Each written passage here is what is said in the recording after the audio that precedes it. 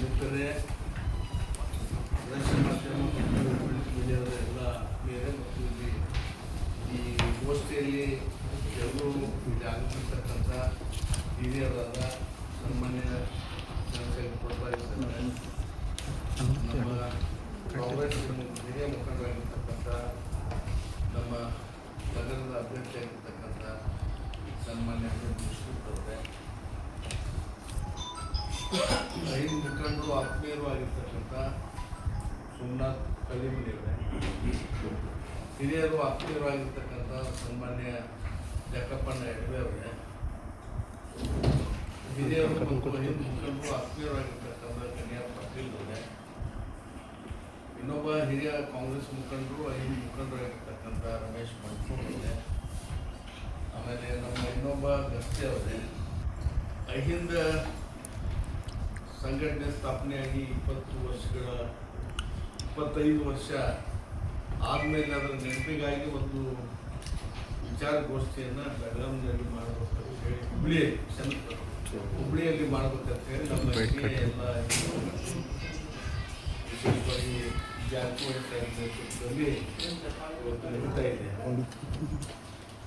ಈ ಅಹಿಂದ ಸಂಘಟನೆ ಉದ್ದೇಶ ಇದನ್ನು ನಾವು ನೆನೆಸ್ಬಾರ್ತಾ. ಇಲ್ಲಿ ಹಲವಾರು ಜನ ಸಮಾಜಕ್ಕೆ ವಿವಿಧ ರಂಗದಲ್ಲಿ ಅಹಿಂದ ಮುಖಂಡರು ಕೆಲಸ ಮಾಡಿದ್ದಾರೆ.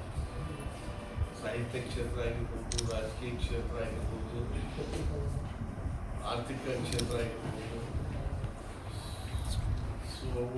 ಸ್ಪೋರ್ಟ್ಸ್ ಆಗಿರ್ಬೋದು, ಹೀಗೆ ಅನೇಕ ರಂಗದಲ್ಲಿ ನಮ್ಮ ಅಹಿಂದ ಮುಖಂಡರು ಕೆಲಸ ಮಾಡಿದ್ದಾರೆ. ಅವರು ಕೆಲಸ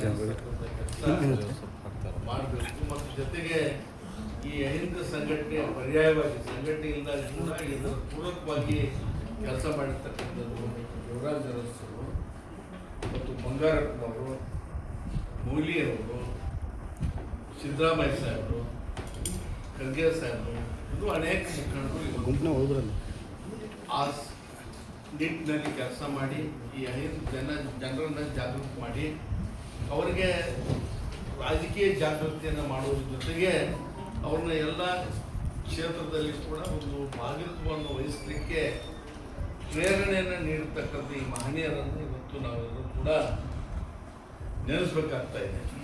ಇನ್ನು ಹೊಸ ಪೀಳಿಗೆಯಲ್ಲಿ ಈ ಅಹಿಂದ ಸಮಾಜದ ಒಂದು ನೇತೃತ್ವ ವಹಿಸಿಕೊಂಡಿರ್ತಕ್ಕಂಥ ಸನ್ಮಾನ್ಯ ಜಾರಕಿಹೊಳಿ ಅವರ ಪಾತ್ರವು ಕೂಡ ಗಣನೀಯವಾಗಿರ್ತಕ್ಕಂಥ ಈ ರಾಜ್ಯದಲ್ಲಿ ಸಿದ್ದರಾಮಯ್ಯ ಸಾಹೇಬರು, ಜಾರಕಿಹೊಳಿ ಸಾಹೇಬರು, ಮಾದೇವಪ್ಪನವರು, ಇನ್ನೂ ಅನೇಕ ಜನ ಅವರ ಅಭಿಮಾನಿಗಳು ಇವತ್ತು ಈ ನಾಡಿನಲ್ಲಿ ಅಹಿಂದ ಸಂಘಟನೆಯನ್ನು ಮಾಡಿ ಇದು ಉದ್ದೇಶ ಇಷ್ಟೇ, ಈ ಇರ್ತಕ್ಕಂಥ ಈ ರಾಜ್ಯದಲ್ಲಿ ಇರ್ತಕ್ಕಂಥ ಎಲ್ಲ ಅಹಿಂದ ಜನತೆಗೆ ಒಂದು ಪ್ರಜ್ಞೆ, ರಾಜಕೀಯ ಪ್ರಜ್ಞೆ, ವಿಶೇಷವಾಗಿ ಒಂದು ಸಾಮಾಜಿಕ ಪ್ರಜ್ಞೆಯನ್ನು ಮೂಡಿಸ್ತಕ್ಕಂಥ ಮತ್ತು ಅವರಿಗೂ ಕೂಡ ಸಮಾಜದ ಎಲ್ಲ ಮುಖ್ಯವಾಹಿನಿಯಲ್ಲಿ ಬರ್ತಕ್ಕಂಥ ಅವಕಾಶಗಳಾಗಬೇಕು ಅಂತ ನಿಟ್ಟಿನಲ್ಲಿ ಯಾವ ಹೋರಾಟವನ್ನು ರೂಪಿಸಬೇಕು ಆ ಹೋರಾಟಗಳನ್ನೆಲ್ಲವನ್ನೂ ಕೂಡ ಈಗಾಗಲೇ ಅವರು ರೂಪಿಸಿದ್ದಾರೆ.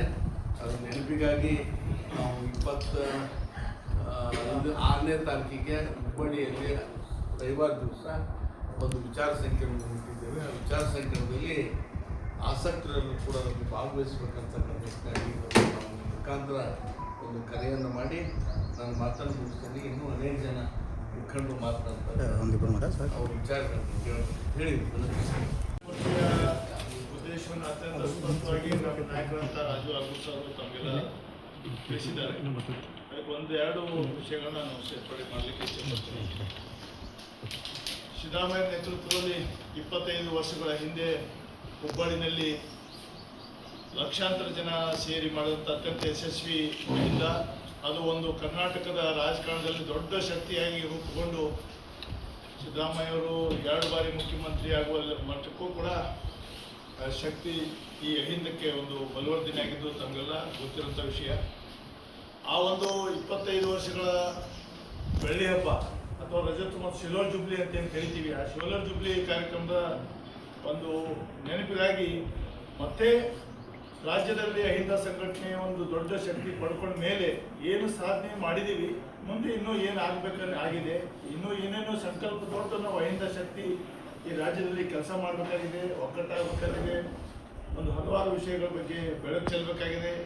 ಅದಕ್ಕಾಗಿ ಆದ ಸಾಧನೆಗಳ ಬಗ್ಗೆ ಚರ್ಚೆ, ಇನ್ನೂ ಸಾಧಿಸಬೇಕಾದಂಥ ವಿಚಾರಗಳ ಬಗ್ಗೆ ಸಂಕಲ್ಪ ತೊಡಲಿಕ್ಕೆ ಇನ್ನೂ ಹೆಚ್ಚು ಹೆಚ್ಚು ಸಂಘಟನಾತ್ಮಕವಾಗಿ ಉತ್ಸಾಹದಿಂದ ಈ ವರ್ಗದ ಹಿತರಕ್ಷಣೆಗಾಗಿ ರಾಜಕೀಯವಾಗಿ, ಸಾಮಾಜಿಕವಾಗಿ, ಶೈಕ್ಷಣಿಕವಾಗಿ, ಆರ್ಥಿಕವಾಗಿ ಎಲ್ಲ ರಂಗಗಳಲ್ಲೂ ಈ ವರ್ಗಕ್ಕೆ ಇನ್ನೂ ಏನು ಮಾಡಬೇಕಾಗಿದೆ ಅನ್ನೋದನ್ನು ಒಂದು ರಾಜ್ಯ ಮಟ್ಟದ ವಿಚಾರ ಸಂಕಿರಣ ಇದಾಗಿದೆ.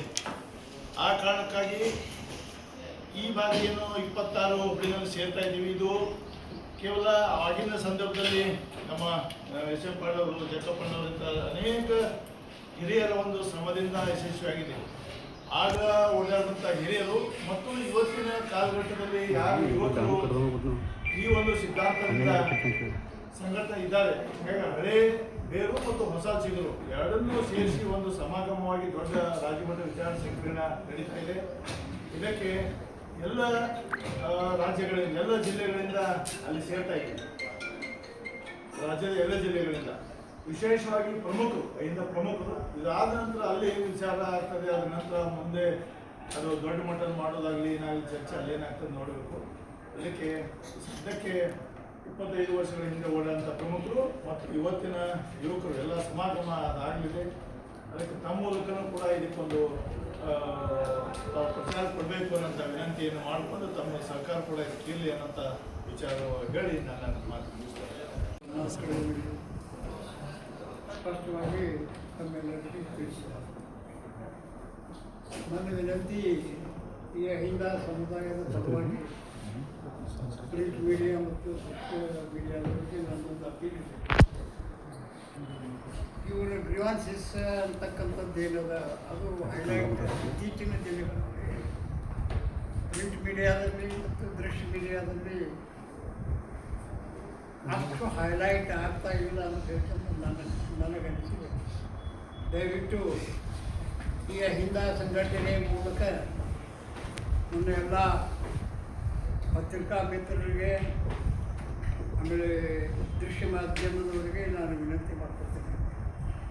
ಸಮಾಜದಲ್ಲಿ ತುಳಿತಕ್ಕೆ ಒಳಗಾದಂಥವರಿಗೆ ರಕ್ಷಣೆ ಮಾಡ್ತಕ್ಕಂಥ ಕೆಲಸ ಜರ್ನಲಿಸಮ್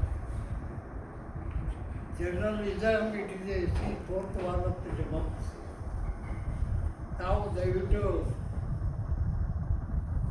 ತಮ್ಮ ಪ್ರಿಂಟ್ ಮೀಡಿಯಾ ಮತ್ತು ದೃಶ್ಯ ಮೀಡಿಯಾ ಮಾಲಕರು ಯಾರೇ ಇದ್ದಾಗಲೂ ಕೂಡ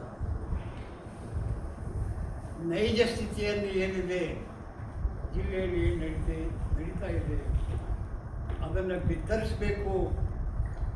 ನಿಷ್ಪಕ್ಷಪಾತದಿಂದ ಅದನ್ನು ನಿರ್ವಹಣೆ ಮಾಡಬೇಕು ಅಂತಂದರೆ ಈ ಅಹಿಂದ ಸಮುದಾಯದ ಜನ ತಮ್ಮ ಸಹಕಾರದಿಂದ ಮೇಲೆ ಹೇಳಲಿಕ್ಕೆ ಶಕ್ಯ ಆಗ್ತದೆ.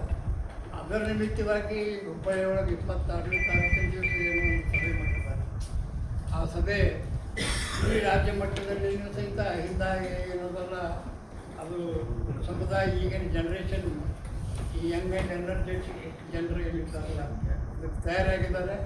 ಅದಕ್ಕೆ ದಯವಿಟ್ಟು ಮಾಧ್ಯಮದವರು ಈ ಒಂದು ಅಹಿಂದ ಸಂಘಟನೆಗೆ ನೀವು ವಿಶೇಷವಾದ ಗಮನ ಕೊಟ್ಟು ಅವರ ಒಂದು ನಿಜವಾದಂಥ ರಿಯಲ್ ಗ್ರೀವಾನ್ಸಸ್ ಅಂತಕ್ಕಂಥವು ಏನು ಬರ್ತಾವಲ್ಲ ಅವಕ್ಕೆ ಹೈಲೈಟ್ ಮಾಡಬೇಕು ಅಂತಕ್ಕಂಥ ವಿನಂತಿಯನ್ನು ನಾವು ವೇದಿಕೆ ಮೂಲಕ ತಮ್ಮಲ್ಲಿ ಮಾಡ್ಕೊಳ್ತೀವಿ. ವಿಚಾರಣೆ ಸಂಕಟ. ಯಾಕಂದ್ರೆ 25 ವರ್ಷ ಮೊದಲಿಗೂ ಅಹಿಂದ ಹುಟ್ಟಿತ್ತು. ಈಗ ಇದಕ್ಕೆ ಸಿಗೋಲ್ ಜುಬ್ಲಿ ಮಾಡಬೇಕಂತಾರೆ. ನಮ್ಮ ಅಹಿಂದ ಎಲ್ಲ ಲೀಡರ್ಸು ಯಾರ್ಯಾರು ಬರ್ತಾರೆ ಹುಳಿ ಬರ್ರಿ ಅಂತ ಅವ್ರು ವಿನಂತಿ ಮಾಡಿದ್ರು. ಇದು ಅಹಿಂದ ಬಡವ್ರ ಸಲುವಾಗದ, ಎಲ್ಲ ಸಾರ್ವಜನಿಕ ಸಲುವಾಗದ. ಎಲ್ಲರೂ ಬಂದು ವಿಚಾರಣೆ ಸಂಕರಣೆ ಬಂದು ಬರ್ರಿ ಅಂತ ವಿನಂತಿ. ಇಷ್ಟ ಅವ್ರದ್ದು ಮನಸ್ಸು ಇದು ಮಾಡಿದ್ದಾರೆ.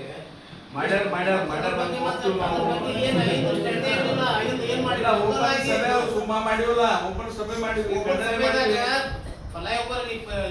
ಅನೌನ್ಸ್ ಮಾಡಿದ್ರಿ ನೀವು ಬಿಜಾಪುರದಾಗ ಫ್ಲೈಓವರ್ ಮಾಡಾಗ ಅನೌನ್ಸ್ ಮಾಡಿದ್ರಿ. ಎಲ್ಲಾ ಸಲಹೆಗಳನ್ನ ಹುಬ್ಬಳ್ಳಿ ಸಮಾವೇಶದಲ್ಲಿ ನಾವು ಚರ್ಚೆ ಮಾಡ್ತೀವಿ. ಅಲ್ಲಲ್ಲ ಈ ಸರ್ಕಾರದಲ್ಲಿ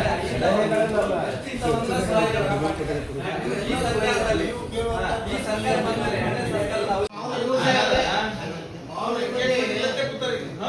ಅಲ್ರಿ ಖಾಮೋಶಿ ಇರೋದು ಅದು ಏನು ತೋರಿಸ್ತದ ಸಪೋರ್ಟ್ ಅದನ್ನು ತೋರಿಸ್ತದ ಅಡ್ಜಸ್ಟ್ಮೆಂಟ್ ಅದನ್ನು ತೋರಿಸ್ತದ ಯಾರ್ಯಾರಲ್ಲ ಮತ್ತೆ ಯಾರ್ಯಾರು ಅತಿ ಜಾತಿವಾದಿಗಳಲ್ಲ ಜಿಲ್ಲಾದ ಇತರೆ ಲೀಡರ್ಸ್ ಬರ್ತಾರೆ ಜಾತಿವಾದಿ ಚಿಂತಕರು ಬರ್ತಾರೆ ವಿಚಾರವಾದಿಗಳು ಬರ್ತಾರೆ ಅಲ್ಲ, CM ಯಾಕೆ ಅದನ್ನ ಎಲ್ಲ ಅವ್ರು ಮುಂದೊಂದು ದಿವಸ ಬರ್ತಾರೆ